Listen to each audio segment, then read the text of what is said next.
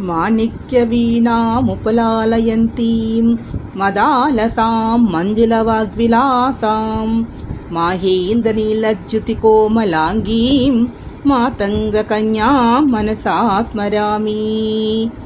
ఎవరైతే రాజశ్యామలాదేవిని ఉపాసన చేస్తారో, పూజిస్తారో, భక్తిపూర్వకంగా నమస్కారం చేసుకుంటారో, విశ్వాసంతో చేస్తారో వారికి రాజశ్యామలాదేవి అనుగ్రహము లభిస్తుంది. రాజశ్యామలాదేవి పరమశాంత స్వరూపము.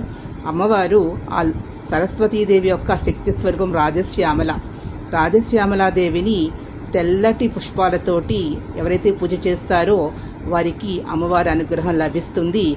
అలాగే తమలపాకులతోటి, అదేవిధంగా తాంబూలాన్ని సమర్పించాలి. ఆ తాంబూలంలో తేనె, ఖర్జూరాలు, ఎండుద్రాక్ష పళ్ళు, జీడిపప్పు, ఇలా ఫలాలు సమర్పించినట్లయితే అమ్మవారు అనుగ్రహిస్తుంది.